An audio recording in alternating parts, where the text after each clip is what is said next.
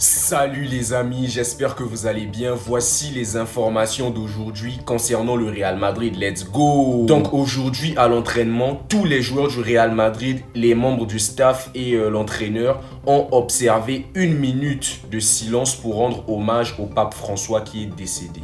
Aussi, le Real Madrid a publié un communiqué pour rendre hommage au pape.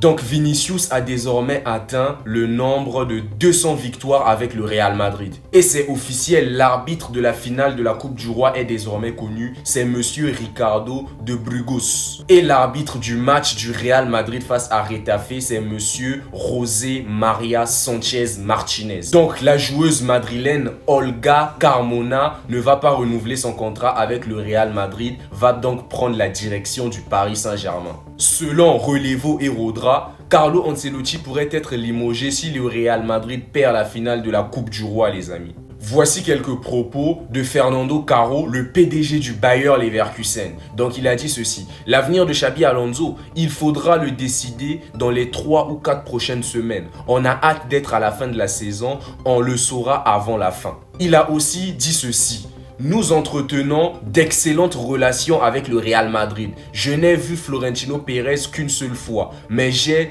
d'excellentes relations avec José Ángel Sánchez. Nous avons eu un joueur prêté à Leverkusen. Nous avons déjà discuté avec de nombreux joueurs par le passé. Il existe une relation fluide entre deux clubs qui se respectent. Donc pour la finale de la Coupe du Roi, Carlo Ancelotti ne doit pas se louper. Il va aligner son 4-4 de diamant. Et donc pour ce 4-4 de diamant, Rodrigo sera exclu. Il pourra être sur le banc car il sera composé en attaque de Vinicius et Kylian Mbappé. Cependant, selon Georges Picon et Rodra, Carlo Ancelotti quittera le Real Madrid et rejoindra le Brésil avant la Coupe du Monde des clubs. Toujours selon eux, Xabi Alonso est le seul entraîneur qui peut succéder à Carlo.